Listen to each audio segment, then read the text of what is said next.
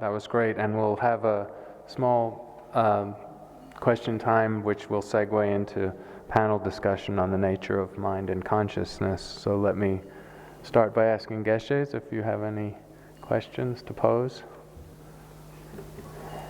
Tanda tsenri tarwe gyurim shugoro beda tendi tsenri tarwe gyurim shugoro nga tsebuna chagmi durwa ina ta tsenri ya mangbuji tarwe gyurim nanglo la sardo shugoro sarje dine mangbuji chungyobe dine tsona lido labardo tanda ngogam tsenri nanglo la tanda chik dudengi namsha dine ya shimchu nangyong tu zambala peche kurang nanglo shimchu tseto chimu ya libgebe se tsona lido ra ta ina tanda wangzi tsenri ki desen nang lan dugi yoba ina mena tanda diwa la wangza tsenri nang la tan yuldo tsenri singen tang yang ani karsore gomji tsenri san tanda dirwa la ani yang chi karsore semgam rikwas tende digi nuba tendang dingi pa ngagam tsenri dingi ki ani yargin do tang tenda dingi nuba tendang ni dila pechi tis keba yobe sondoshi dingi zambala tanda wanzi tsenri nanglo ni yanchi sarji shugorobe tisnya dila nuba chiru ten yakin dinde tsenri soba ka yinare tsenri gerba yinare dila ya chik tusam shi yena mena di thola ya chik tsenri ki takalore soba nanglo ni di tazu ji kandi chena se di kandi shyaja no. This question is for both of speakers, presenters, and when we look at the development of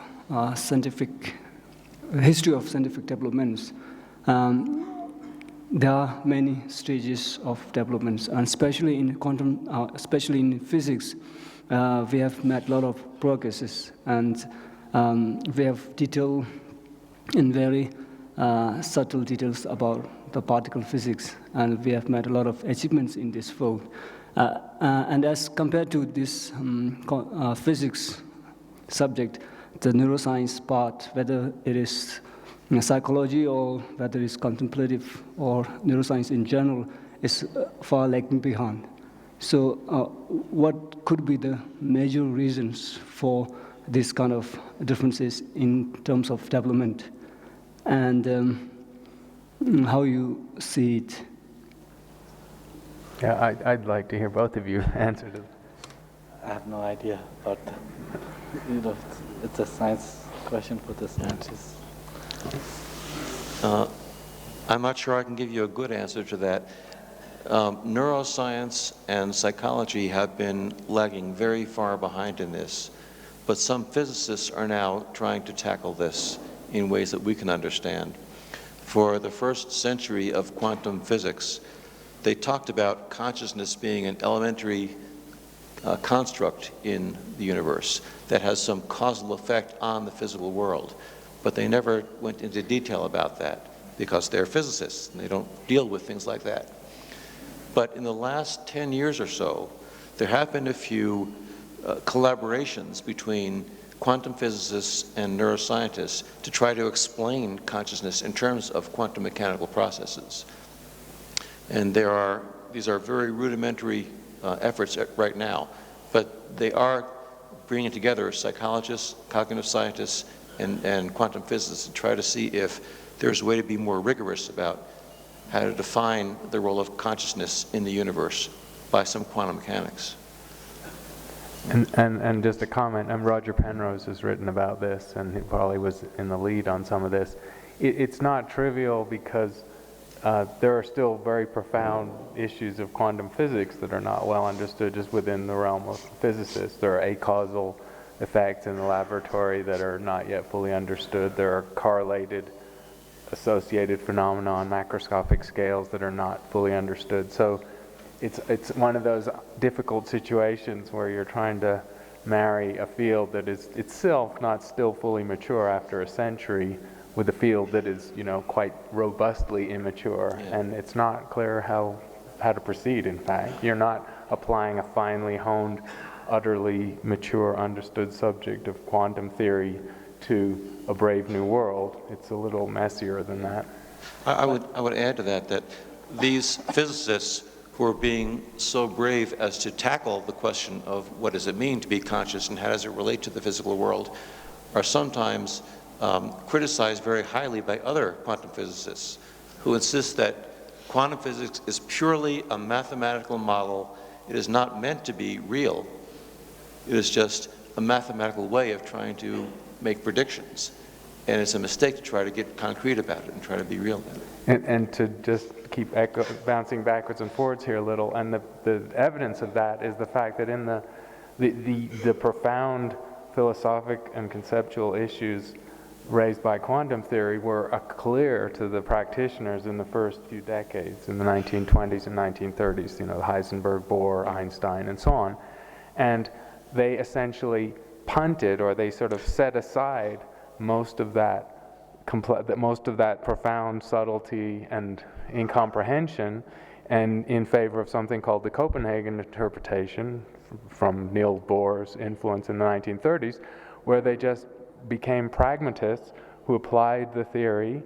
In the quantum electrodynamic theory, it's accurate to the 12th decimal place. It's an incredibly precise theory, works in the lab hundreds of thousands of times a day, and most practicing physicists set aside philosophical explorations, and it became, as Bruce implies, somewhat disreputable to put that on the table, although it was never addressed. It was never properly dealt with, even by the titans of the field, the true geniuses who conjured up the theory first. So it's sort of still waiting to happen. But part of the reason that the physicists may not have tackled the very issues of mind and all this consciousness most kind of seriously may have to do again the methods by which the experiments are done. The heavy emphasis on the third person approach. I think that in many ways would prevent to tackle that something that is essentially an experiential world that one needs to bring that subjective kind of the part as well. That's why the behaviorism was when the scientists finally began to tackle the psychology. It was behaviorism because you can measure the behaviors of. You cannot. They put the mind in the black box. You cannot talk about the mind. What you can talk is stimulus and the response. So you can measure the response and then not the stimulus. Only in the 50s when the cognitive psychologists,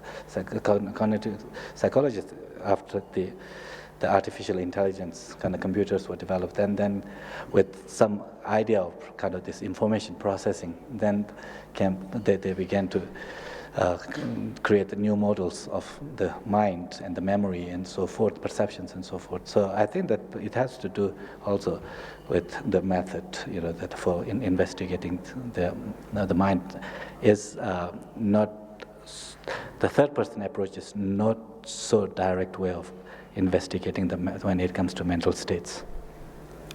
And maybe more questions. And while we have questions here, as we move into the panel discussion, I invite the audience to contribute another set of questions on any topic that's been mentioned today, and some, of course, were already raised yesterday, and we'll feed them into the discussion.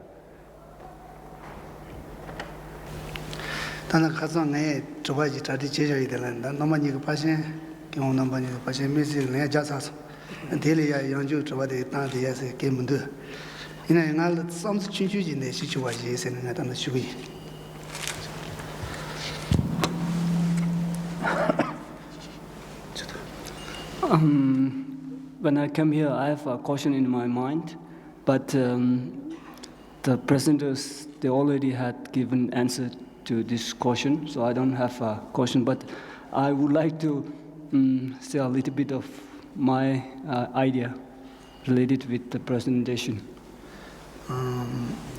Tanda de Gijilato Laje, Ani Tanda David Kazande, Bredje, Ani Kazanaya, Gigi Mombo Shiuji Anzo Penny, Dawaji Loti Numbers, and Tozo Suma Tony Layaji, Shamsen, the Niji Tony Ba, Loti Jetan, the Zotini, Soso Ging any in Simban of Jones, and Pemizo Pantun Dus.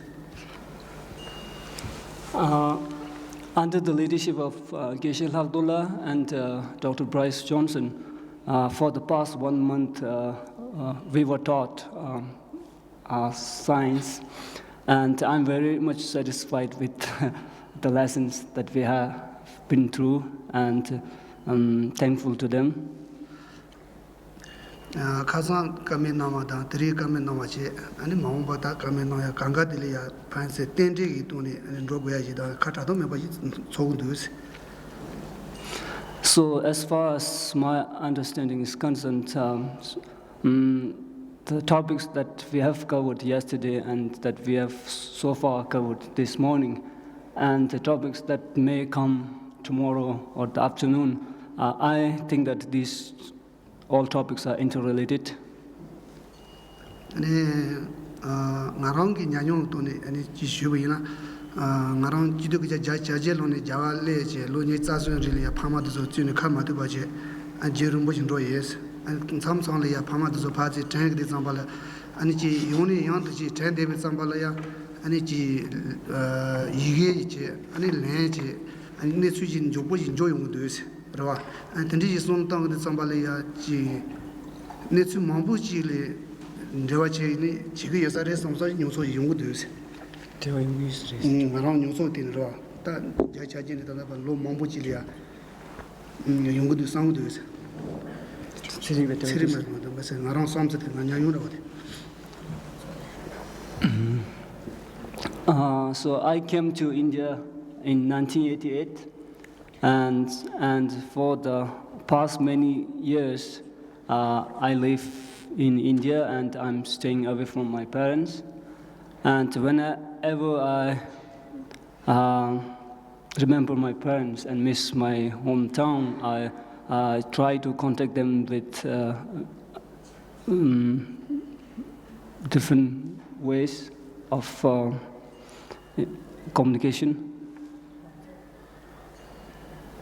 And this one.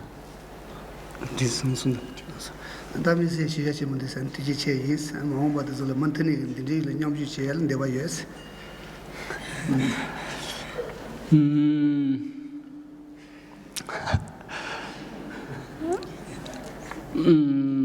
I think what he meant is that, like, because of science and technology, and because of scientific achievements, it was very much easier for them to communicate with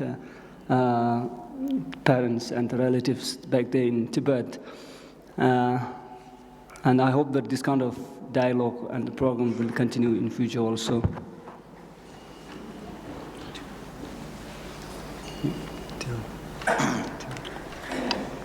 초단의 고관나무 도제 이 주어디 기실로스 딘슬란 슈이 제상과 단다디 기실라기 단다 담시 시라기디 사보다 딘나수 도제 슈이 다디나로 닝가란수다 삼수로 지기나 다디 조 셰바당 셰베 니 셰바 여버 룹수 콜 다 주시 딘데 접시리 디나로니 주드윈 님부로 베나단다 다른 쇼게 경화단다 the Bruce Gerson la Korangi taji gewangachi korne sungde taji shebe namsha mangush teshikyon truburi tawanashi ani kishilos nizla ne tawanashi ginasu tiindi samadang anzu tobaji khari yungudu shuna bena kishila kirang oso page Emory University na role churigi jiglobench na ne shugyo ba inza tanganzu nangbada chiribas mogoche tadugi gebjon yebe bena sheba kelembe chojigdang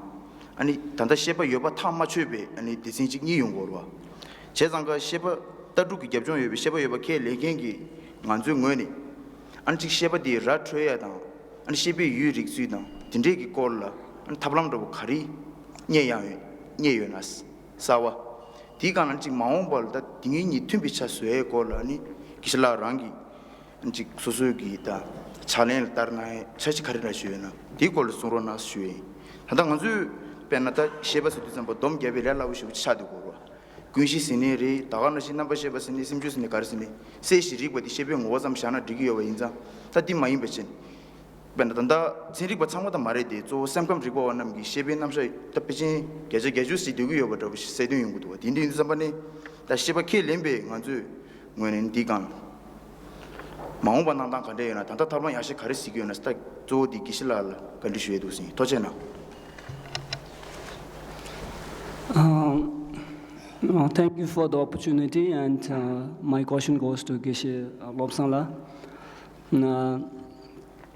Since you are working at Emory University as a Buddhist professor, and normally when we talk about the consciousness, or the theory of consciousness, there are some section of people who have a philosophical background about what is consciousness and who believe in the existence of consciousness are separate from the brain. And there are a section of people, I think mainly scientists, who don't believe in reincarnation and consciousness as what we believe. And so when us, from our side, when we believe, those who believe in the consciousness and the idea of reincarnation and rebirth, when we try to engage with those non-believers about, and what kind of methods that you found prevailing to engage with those people. And for us, when we talk about the consciousness and nature of consciousness, it is easy to say something that is clear in nature and knowing by function. But when you engage with someone who has a completely different view or the definition of consciousness, so it's a different thing. So what you have found in the past, the methods that to deal with non-believers, and what plans you have in the future to have dialogue with other people.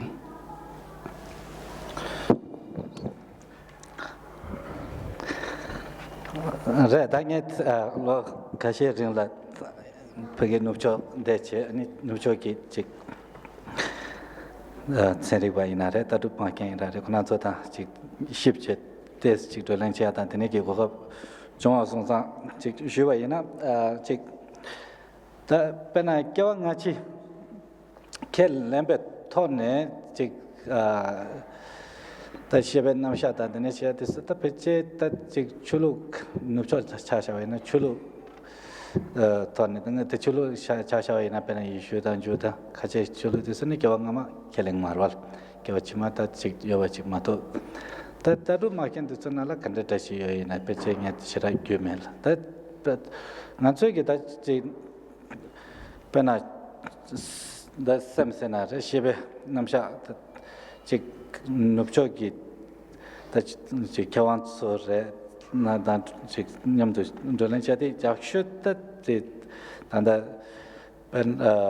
cognitive scientist ne yong do cognitive psychologist na ta chik de yudo samkang request che o de peche nangchu tan ta chik nangchu tan nyam do chan ne chik tuncho kare yume ani chik daga na shin chik pena na zo tempe kola tempe ina re daga na shin wang she pe da mixi ina re de dan de shin ge ani chik da nyonsor ge kore arwa emotion se ata o de ne ge de ta konzo ge pe ship za wo shu che che chik ta che che che de ge to ta kan de su yong gu yume 그래서 강남 삼시 야고 시고 알아 배전 넘버 스킨 게 알아데 녀게 페네바 지 참참 채널과 권한서 냠도 제제 롭디 제다 되는 거 거기한테 담바 어디서 또네 튼배 초세가 왔다 지 Ditol pensu niga la loke la ta niga tola yanchi pendo che ki de nam chi gokap tene mangbu chi yongo yasa ta nangcho to ne peche te kamre mo che ge nyama to chi kan na ya re chi ya che te peche cognitive and the science and cognitive psychology the yudo centrics in that some kind of shona did peche ta kind of yudo centric but che se but shebe chawa kan de chi ge me pen an che ki 아니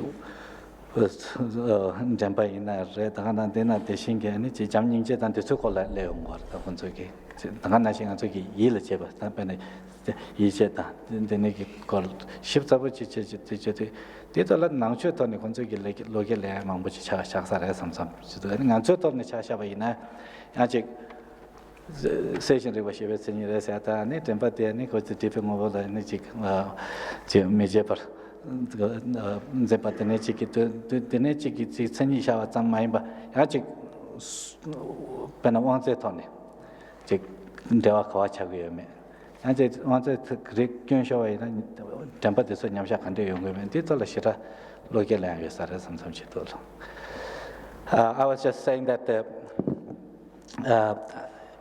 over the few years that I've been in the West, have had opportunity to interact with some of the scientists and scholars that come from the Western traditions. Certainly, when it comes to the topic of mind and the mental realm, approaching it from the perspective of having previous and future lives, it's somewhat limited to religious tradition. Even in religious tradition, in the monolithic religious tradition, that the previous life is not accepted. It's that the one maintains that you have this life and then it continues into the future. But there is no position about the previous life. And the philosophical position, I'm not that familiar with the Western philosophical positions, but I've had some opportunities to interact with the scientists, particularly cognitive psychologists and those who are working in the realm of emotions. And there that I find that Buddhism and the cognitive science has a lot to learn from each other and complement each other, particularly the mental states like the memory, how the memory is formed, how it is understood, same thing with the perceptions, the emotions, even the emotional states like compassion and so forth, there is the empathy and so forth, attention. There is a growing understanding, not just theories, but kind of the experimental based understanding about these various mental functions and states, and that's where that Buddhism certainly has a lot to say.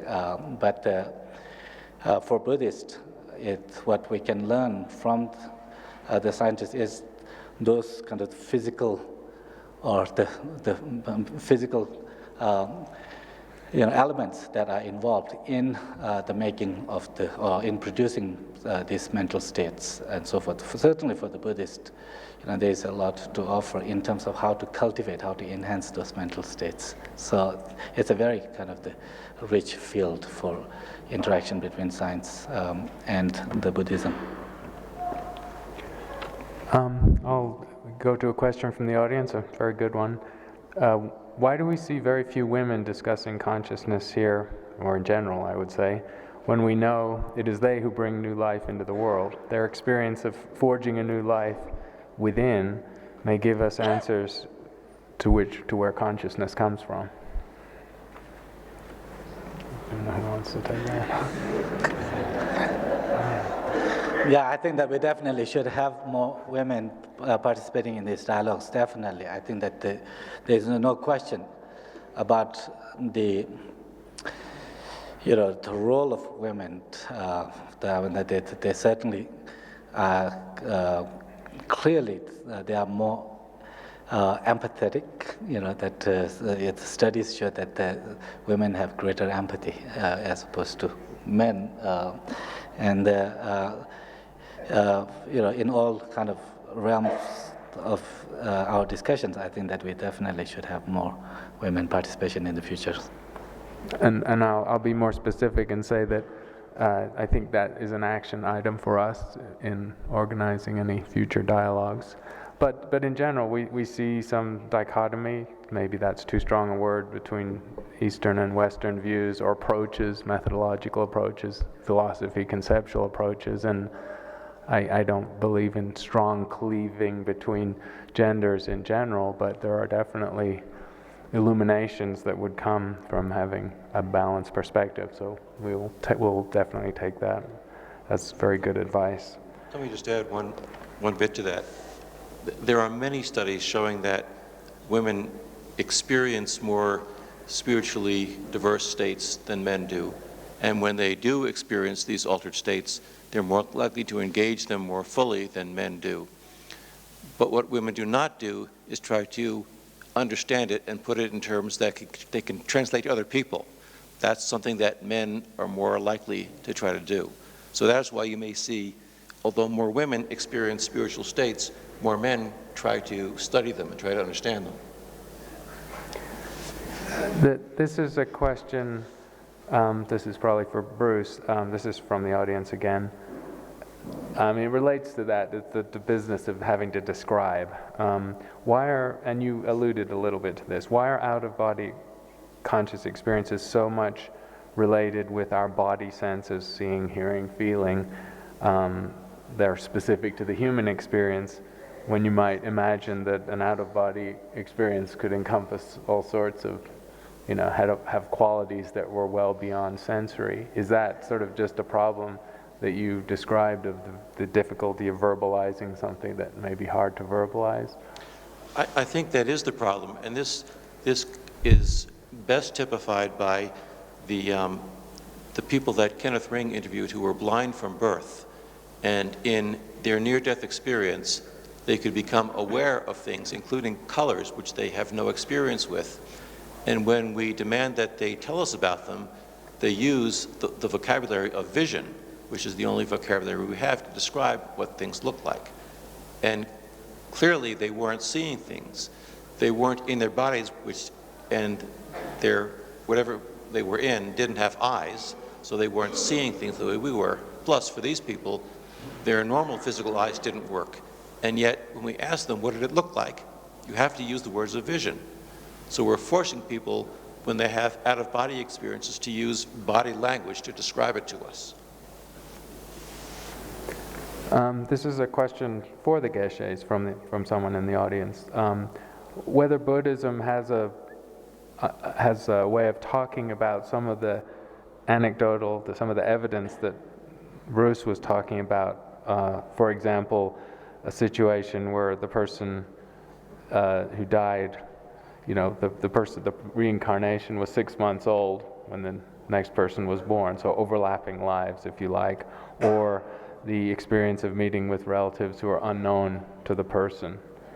Do some of those pieces of evidence that Bruce was talking about, do they make sense in a Buddhist tradition?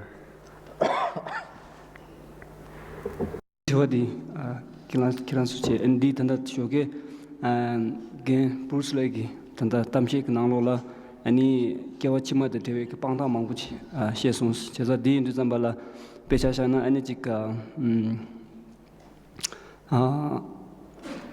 kewa kare kewa le de che tigana shi ani shisimbe ke ani mitinde ta tuye ke nawa ke esto dinde do ani tedan sungbe ke ani ke je shedan yamena nizu dinde ani nangchu ton shigre nanglo shigre weslash tojena joshidi yabushirado pena taranjoge Dr.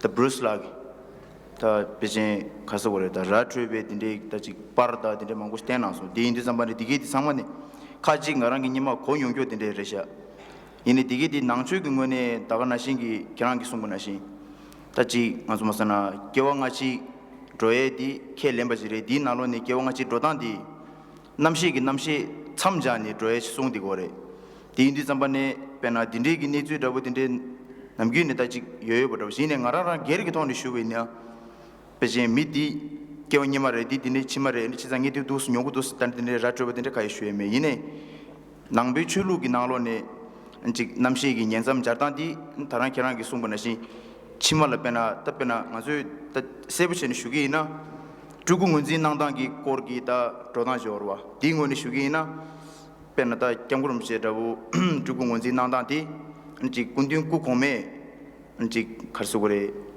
남규 차세 나디기 장외라 소바 디게다 시라게 라바레 딘데기 응원에 인직 군딩 양시 중마다보다 kushuni tune nganzu masan digeti ngota choto yongaya dagana singi mchik kundiku kome tugi mi ngochemba digeti rangsingi yongde eta tinderabu nga tanda nganzu gi tuzula pesun yakshoy rabu tinderabu sri chidane den nasingi ani pe tubi ku chunju dinde yangsi dinde mangbogi mchik khashegi nyima gi sosogi desa tenye dagana chi sosogi nyenze tenye tirish mangbochi yongde gore digeti sadan sebu shirare di indi sambane nangshu gi ngone ani chi kharsu gore 딜레 로스 다우지 시우딘데 간저 가랑 소수기 냠뇽부터인데 가이 슈에 메데 이니 니 키랑기 빠르리 다가나신기 템베기 뇽웨기 돈엔 딜리딘데 용구도 수에기 승반하시 만중원이 여여버시 남균기 니수시스 디믹식 세우스카 요머스 딜레세로 스탄고 에스카 요머스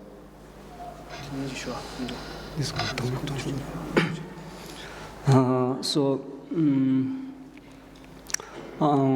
all the evidence of rebirth that is shown by Dr. Bruce Grayson in the morning, many of them are personally known to me, like I know about this kind of research and these incidents. Even though I don't know it at first hand, but this kind of like birthmarks and this evidence are very much common in our tradition because we believe in reincarnation and we believe in life after death. And when we talk about the life after death and reincarnation, we believe that our mind, a stream of mind, from the one life goes to the next, and through that way, the reincarnation takes place.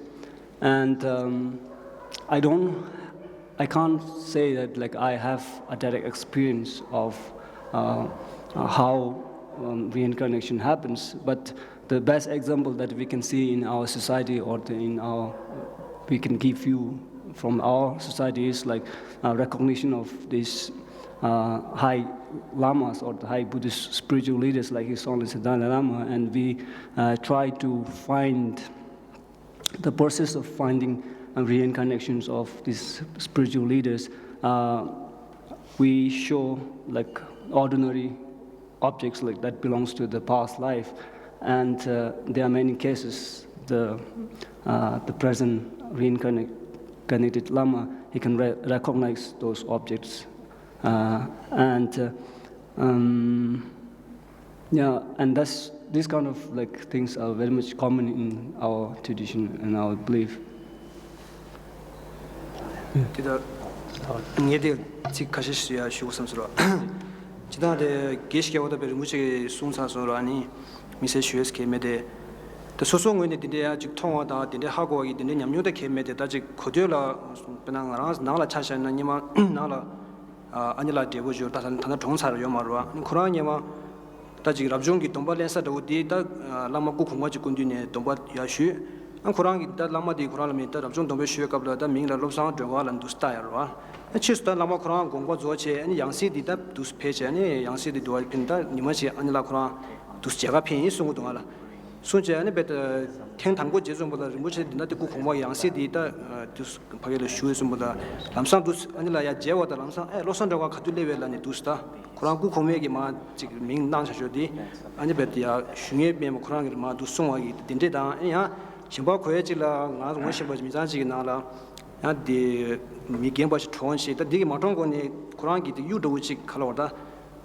미잔디 유다디 부모질 두스 아니 제체 dus do yudo yoro juma de ta sheso la cross na la pugu shamba chunju ke du samboda de peje ani de gi ta ji kewa yimba de moji de khalna ani juma bugu de ta lo ni sun ta ke de she tu len ba ni ma ngi de she yu de khawa yu lan dus hob de kan tiwa ta yo de ta dus ge khu ju de chung la ji che ta ge yong da ge ta kewa nga ma chen la de ni ma ko sa chu ge sung shu ge da ja ga na de chung di yong da re de ding ras khu yu de ji yu de dus lan da ji she de de ji tu jana So, in addition to what my friend has said, I would like to give 2 examples about remembering past lives. I have a nun relative, and she is a nun, and so she has got a spiritual teacher, and her spiritual teacher gave her spiritual name as Yangji Dora, Lobsang Dolma. And after some time, that spiritual teacher passed away, and later on, they found his reincarnation. And at first time, when she came to know about her spiritual master's reincarnation, he was around 2 to 3 years old. And so that nun went to visit her spiritual master, the reincarnated young boy. And as soon as she entered the door, the small boy asked her, "Oh, Lobsang Dharma, how are you doing, how you came here?" So this is the Lobsang Dharma name that is given by that previous Lama to her, and this is an example. And then there's also another example. I think this is also one of his relatives. There's an old man, he gave one talkers or like jewel to a nun or something like that. And after that man passed away, and he was reborn as a small boy in their family. And later, when he was old enough to speak, he recognized that talkers that his previous life was given to this nun. And so these are kind of few examples that I am aware of, and such kind of examples are very much common in our tradition and our society. There are other ways in which a child can get information about a past life, or the theoretical ways. For example, a deceased spirit can possess a child and cohabit that body with the child's spirit, or a disembodied spirit could theoretically displace the child's spirit and take over that body. Or information about a deceased person can exist in some discarnate state, the way information from your personal computer gets loaded up into the cloud where other people can access it. And maybe the child is accessing this information. These are all theoretically possible, but none of them explains the data from these children as well as the reincarnation hypothesis does. And that doesn't explain all of it. So what we may be seeing is that these children do not all have one explanation. Some may be better explained by reincarnation, some better by possession, and some better by some other means we don't know yet. Here's a question from the audience. Suppose consciousness is compared with some kind of an energy, then it can be measured if that is so. If consciousness leaves the physical body, our body should be lighter in the absence. Has this ever been attempted or measured? It just reminds me of attempts to measure the weight of a soul from fleeing a body, but you will know the research, so. Or either of you, actually. I'll say something. There actually have been some attempts to measure what departs at death, and the first one I know of was done by William McDougall at Harvard University in around 1910, and he came up with 37 grams as the answer. But various people have noted that when someone is on their deathbed, water vapor evaporates from their bodies and their breath expels, and there are various things that can account for small amounts of weight loss. And you really need to do this type of study in some type of vacuum enclosed encounter, which people don't usually die in. But the question really is, what are you measuring? And why would we assume that whatever energy the consciousness is an energy that we are able to measure? That we know of certain types of energy which don't seem to correspond to consciousness, but there are obviously energies that we're not able to measure at this point. And we have to make assumptions about what we can measure, we have the technology to measure.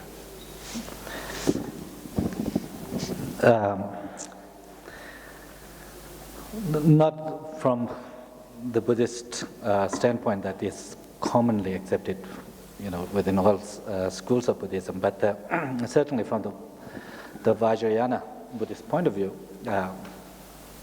the consciousness is not completely kind of independent or separated from any form of energy. The coarse consciousness is certainly are correlated with the coarse energies, and even they have their biochemical kind of substrates as their substrates. But about the subtle consciousness, the most subtle consciousness, which is usually what the clear light of death is referred to as the most subtle energy mind complex. And it is Tibetan word is lung, which if we said that it's a kind of some kind of energy, then it certainly is an energy. But such very subtle mental state and its energy correlate, if you will, are not necessarily two distinct entities, but basically it's kind of a same entity with two expressions, the subjective and the energy nature. But such most subtle energy, I don't know if there would be a measuring device that can really measure its weight. I mean, it probably is weightless energy, but nonetheless, there are phenomena, as you all probably know, in the Tibetan Buddhist tradition, when accomplished masters, sometimes not even necessarily very accomplished masters, when they die, they enter into what is known as Tugdam. It's a kind of the heart meditation.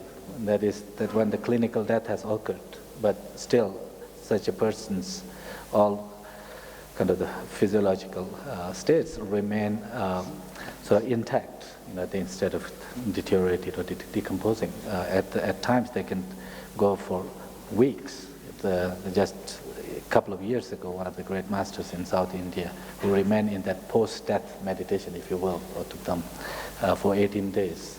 But now there, the scientists, actually from Richard Davidson's lab, they had left some device to measure some kind of heat, if you will, or some signals, that may be measured at the heat, whether the differences in terms of the heat, and such energy, might be picked up by if there is a very kind of sensitive machine like that. But that's something that yet to be seen, But it's something that His Holiness is very interested in, and when Rich Davidson was here in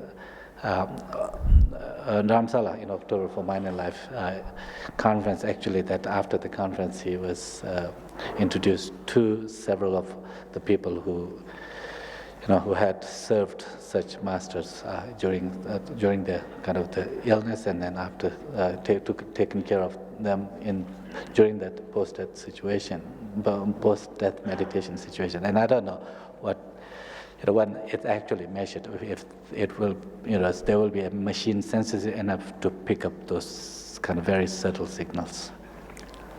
I retrieved you mentioning the heart made me retrieve a question from the pile, from the audience, and this is very much in the manner of Western sciences has of course consigned the heart to just be a pump. So why scientists are only investigating the brain along with the same facts about the mind? According to Tibetan medicine, the heart is also important to the mind function. So are Western scientists missing something even in the looking at so strongly at the connection of mind and brain? Well, there certainly are large collections of nerve cells in different parts of the body. We call them ganglia. There's certainly one around the heart. There's one in the gut. And I was thinking about the octopus neural system that you were mentioning. There are nerve ganglia, each one of the 8 tentacles that are obviously very complex and can do something. If it's not thought, at least it's a response to stimulus. So it may be that the way some people can think and feel without a brain is because the other parts of their nervous system in other parts of the body are carrying on some of these functions. We just haven't studied other parts of the body. And it may be that not only nerve cells, but other cells can carry on some of these functions. For example, the heart muscle certainly has its own electrical conduction system, which is independent of nerve cells in there. The heart muscle itself can conduct electrical signals. Maybe there's some way of communicating information through that we haven't really studied. The octopus, some people may know this, but the distributed brain is actually quite highly functioning. When an octopus loses an arm in an attack, that arm will continue to crawl away across the seabed and continue to make quite complex camouflage patterning for a while. So these are, I got cured after talking to a field researcher on cephalopod intelligence. I got cured of, eating something that might be smarter than I am. So. But I believe that there are now, there are small but certain group of scientists who do put as much emphasis in the body as they do in the brain. I know that at Emory University we have the Department of Psychiatry with Andy Miller and his team. They are very much about looking into the bodily system. I don't remember the specific substance that they gave, but when they inject that into the body, that apparently then that they can see that it makes the rats smarter, learn faster. And also isn't there the understanding now that there are probably more cells in the gut than in your entire body, and then those cells in the gut are actually they may be the processing many of the this information that our brains do. So there is a small group, I think, that it is interested into the body as much as in the head. More comments or questions?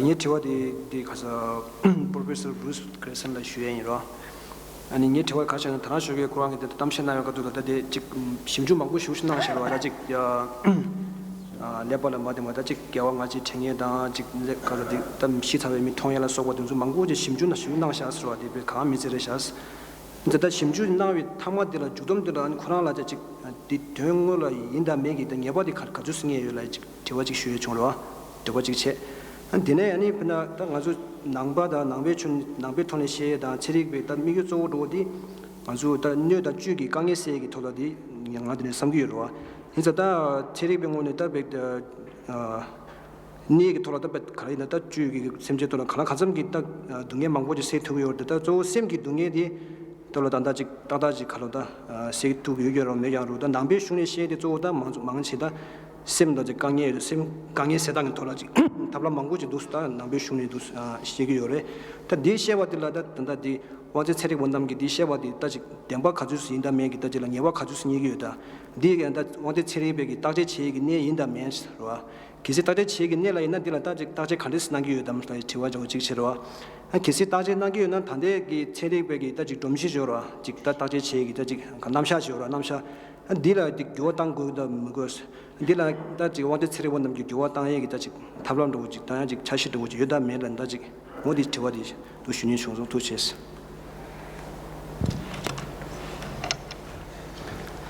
My question goes to Bruce Grayson.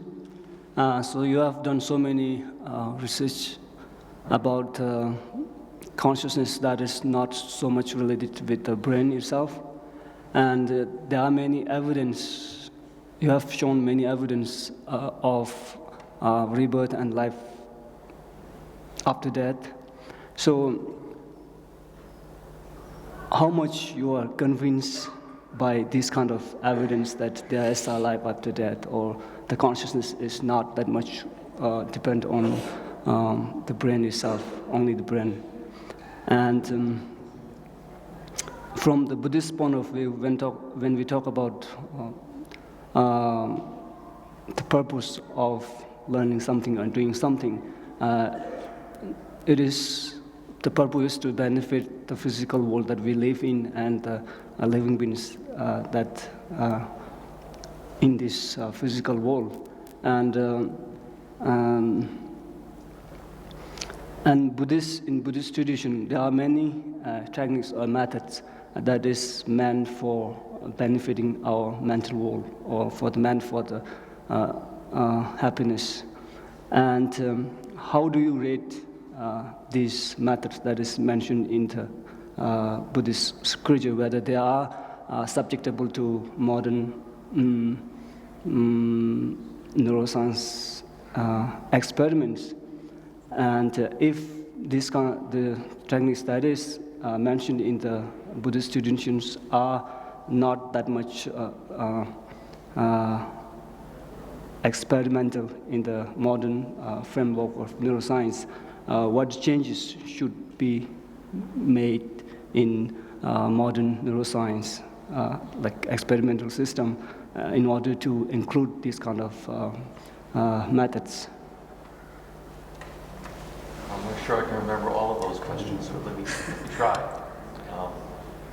How convinced am I that there is life after death? I think that it is more likely than not.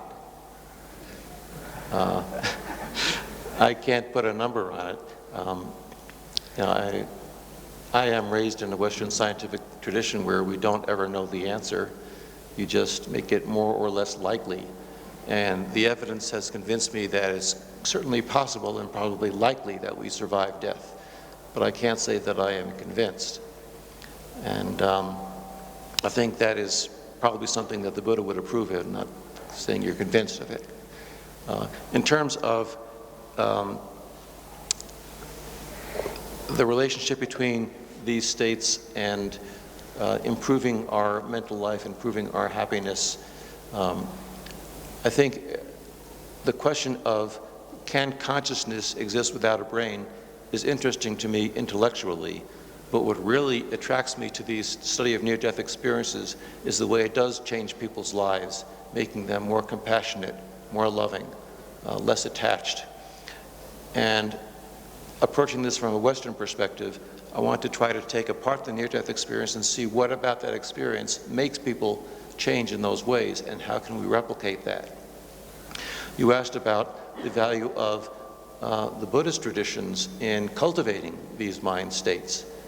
And I think that is a very valuable thing for Western science to start to approach. It's something that Western science hasn't done a whole lot with. And I think that's the value of Geshe Negi's program, that is making huge bridges between the Buddhist traditions and the Western science approach. Do you want to say more about that? I think that's the way that Western science needs to go.